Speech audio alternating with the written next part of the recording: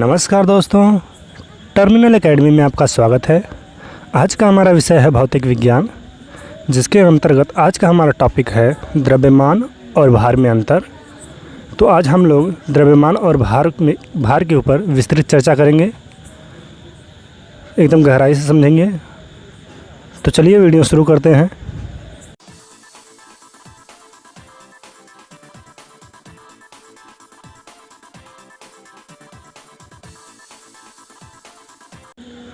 भार व द्रव्यमान में अंतर को समझने से पहले हमें निम्नलिखित दो बातों को समझना अत्यंत आवश्यक है।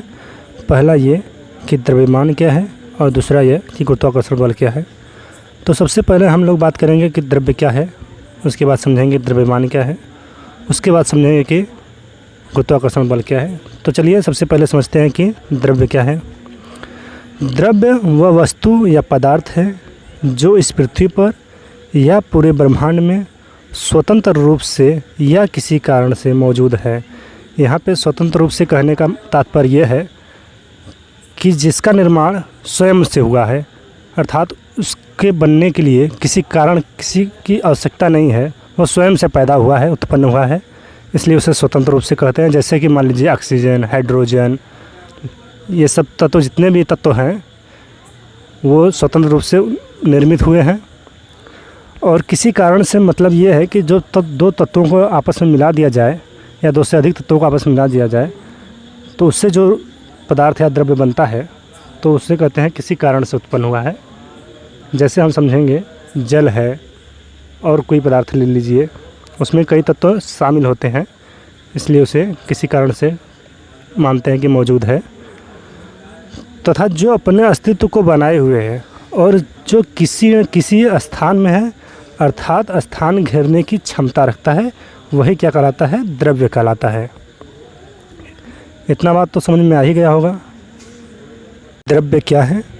द्रव्य वह वस्तु या पदार्थ है जो पृथ्वी पर या पूरे ब्रह्मांड में स्वतंत्र रूप से या किसी कारण से मौजूद है तथा जो अपने अस्तित्व को बनाए हुए है और जो किसी न किसी स्थान में है, अर्थात स्थान घेरने की क्षमता रखता है, यही हमारा द्रव्य कहलाता है।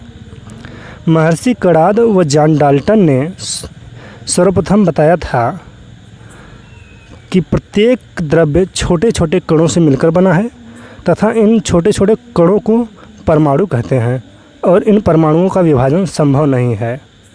परंतु जे थॉमसन व रदरफोर्ड ने बताया कि इन परमाणुओं का विभाजन संभव है। ये परमाणु भी छोटे छोटे मूल कणों से मिलकर बने हैं जिनका नाम इलेक्ट्रॉन, प्रोटॉन व न्यूट्रॉन है। अतः उपयुक्त कथनों का निष्कर्ष निकाला जाए तो एक निष्कर्ष सामने आती है, वो ये है कि प्रत्येक द्रव्य इन छोटे छोटे मूल कणों से मिलकर बना है। वो छोटे छोटे मूल कण क्या हैं? इलेक्ट्रॉन, प्रोटॉन व न्यूट्रॉन है। अर्थात इलेक्ट्रॉन, प्रोटॉन, न्यूट्रॉन से ही प्रत्येक द्रव्य बना है।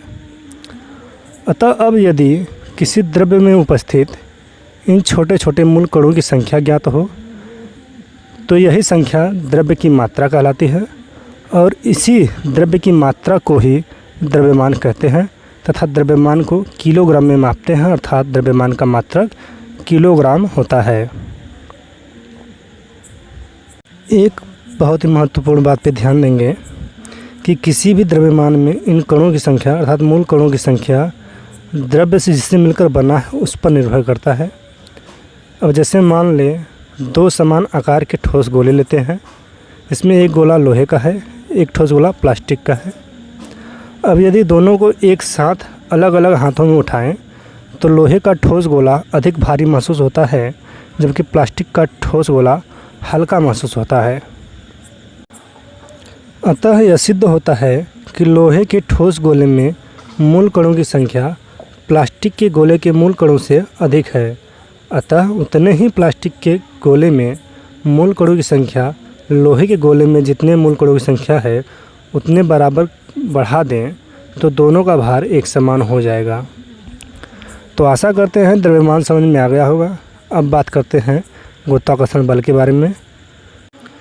गुरुत्वाकर्षण बल, भौतिकी के प्रसिद्ध वैज्ञानिक न्यूटन ने यह बताया था कि ब्रह्मांड में जितने भी पिंड या कण हैं उनमें किसी दूसरे पिंड को आकर्षित या खींचने की एक प्राकृतिक गुण होता है और इसे ही आकर्षण बल कहते हैं। और यह आकर्षण बल उस पिंड के द्रव्यमान पर निर्भर करता है। अर्थात ब्रह्मांड में दो पिंडों के बीच एक आकर्षण बल कार्य करता है, इसे ही गुरुत्वाकर्षण बल कहते हैं और इसे कैपिटल जी से प्रदर्शित करते हैं। जैसे मान लिया एक पिंड सूर्य है और एक पिंड अर्थ है, तथा दोनों पिंडों के बीच एक आकर्षण बल कार्य करता है और इसे ही गुरुत्वाकर्षण बल कहते हैं। यह आकर्षण बल नेचुरल होता है, यानी प्राकृतिक होता है, यह अपने आप उत्पन्न होता है। अतः दो पिंडों के बीच एक आकर्षण बल कार्य करता है जिसे गुरुत्वाकर्षण बल कहते हैं। यदि इनमें से एक पिंड पृथ्वी हो तथा दूसरा कोई भी पिंड हो तो पृथ्वी के गुरुत्वाकर्षण बल को ही गुरुत्वीय बल कहते हैं और इसे स्मॉल जी से दिखाते हैं। जैसे मान लिया एक पिंड पृथ्वी है, दूसरा एक पिंड हवाई जहाज़ है जो पृथ्वी के ऊपर उड़ रहा है, तो पृथ्वी के द्वारा हवाई जहाज़ पे लगाया गया आकर्षण बल ही गुरुत्वीय बल है, इसे स्मॉल जी से प्रदर्शित करते हैं। तो अब बात करेंगे भार के बारे में कि भार क्या है। भार, जब किसी वस्तु को कोई पिंड अपने गुरुत्वाकर्षण बल से अपनी ओर खींच रहा हो तो वस्तु के द्रव्यमान तथा पिंड के गुरुत्वाकर्षण बल के गुणनफल को ही वस्तु का भार कहते हैं। अर्थात जब किसी वस्तु को कोई पिंड खींच रहा हो तो वस्तु का द्रव्यमान जितना है, द्रव्यमान और वस्तु को जो पिंड खींच रहा है उसके द्वारा जितना आकर्षण बल लगाया जा रहा है, उस आकर्षण बल को उसके वस्तु के द्रव्यमान से गुणा कर दिया जाए तो यह गुणनफल ही वस्तु का भार कहलाता है। अब इसको हम किलोग्राम में मापते हैं, अर्थात इसका भी मात्रक किलोग्राम होता है, अर्थात इसको न्यूटन भी कहते हैं। इसको शॉर्ट फॉर्म में W बराबर M इंटू कैपिटल G कहते हैं, जहाँ M क्या है, द्रव्यमान है, तथा कैपिटल G क्या है, गुरुत्वाकर्षण बल है, तथा W क्या है, वेट यानी भार है। तो इसको W बराबर M गुणे G से दिखाते हैं। अतः अब यदि पृथ्वी किसी वस्तु को अपनी ओर आकर्षित करती है तो वस्तु का भार पृथ्वी पर W बराबर small m into small g होगा, जहाँ स्मॉल m वस्तु का द्रव्यमान है तथा स्मॉल g पृथ्वी का गुरुत्वीय बल है। इसका मान पृथ्वी द्वारा उत्पन्न की जाने वाली गुरुत्वीय त्वरण ही होता है तथा जिसका मान 9.8 मीटर पर सेकेंड होता है। यहाँ स्मॉल g का मतलब गुरुत्वीय त्वरण है और इसको गुरुत्वीय बल भी कहते हैं। ये गुरुत्वीय बल द्वारा ही गुरुत्वीय त्वरण उत्पन्न किया जाता है, अर्थात स्मॉल g दोनों सेम है, गुरुत्वीय बल और गुरुत्वीय त्वरण, जिसका मान 9.8 मीटर पर सेकेंड स्क्वायर होता है। भार को यदि एक उदाहरण से समझें, यदि मैं मान लूँ कि मेरा द्रव्यमान 10 kg है, तब मेरा भार पृथ्वी पर कितना होगा।